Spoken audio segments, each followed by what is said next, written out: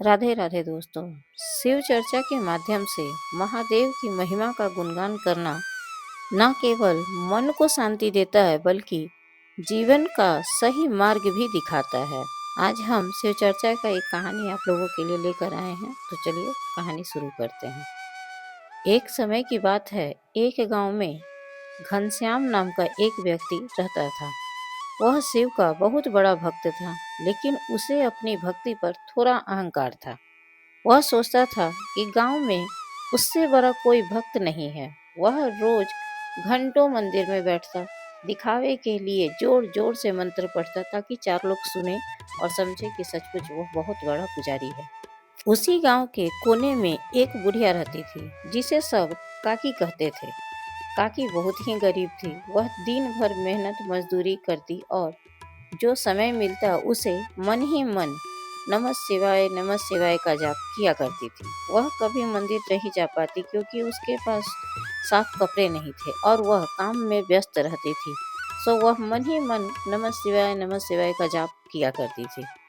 वह दिखावा नहीं करती थी कि हम बहुत पूजा करते हैं, हर समय मंदिर जाते हैं, फूल चढ़ाते हैं, ऐसा कुछ भी नहीं था। वह बस अपना काम करती और नमः शिवाय का जाप किया करती। एक बार गांव में भीषण सूखा पड़ा और कुएं सूख गए, फसलें बर्बाद होने लगी। गांव वालों ने सोचा क्यों न महादेव को प्रसन्न करने के लिए एक विशेष पूजा की जाए।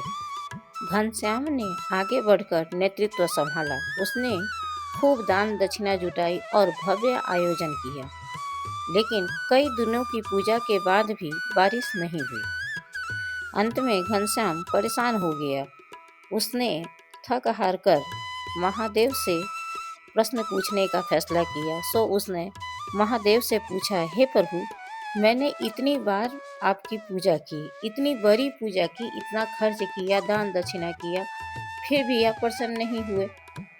यह सब बोलकर वह रात में दुखी मन से जाकर वह सो गया।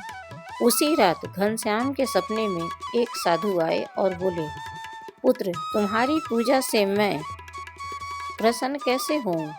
तुम्हारी पूजा में अहंकार और बहुत ही ज़्यादा अहंकार था और भाव भी नहीं था। अगर तुम वास्तव में वर्षा चाहते हो तो उस बुढ़िया के पास जाओ जिसे सब काकी कहते हैं और उससे कहो कि वह महादेव से एक लोटा जल की प्रार्थना करे।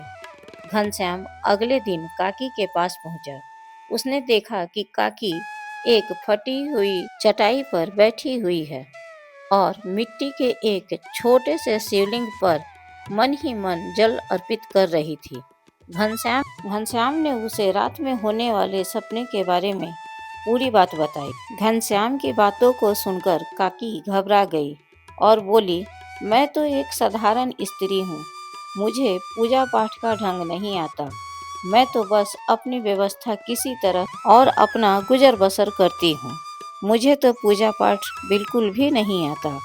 घनश्याम के द्वारा बार बार काकी को आग्रह करने पर काकी उठी और कुएं से थोड़ा सा जल लेकर मंदिर पहुंची। उसने कांपते हाथों से जल चढ़ाते हुए सिर्फ इतना ही कहा, हे महादेव, मेरे गांव के बच्चे प्यासे हैं। मैं तो पापिन हूँ, लेकिन उन मासूमों पर दया करें। जैसे ही काकी ने जल की अंतिम बूंद शिवलिंग पर अर्पित की, अचानक आसमान में काले बादल छा गए और मूसलाधार बारिश होने लगी। पूरा गांव खुशी से झूम उठा और सभी ने काकी को बहुत बहुत धन्यवाद कहा। घनश्याम का सर शर्म से झुक गया था। उसे समझ में आ गया कि महादेव 56 भोग या भव्य दिखावे के भूखे नहीं हैं। वे तो केवल निर्मल हृदय और सच्चे प्रेम के भूखे हैं। इसीलिए कहा जाता है, भक्ति में मैं का कोई स्थान नहीं होता है। भगवान भाव के भूखे होते हैं, न कि वैभव के। दूसरों के दुख को अपना समझना ही सबसे बड़ी शिव चर्चा है।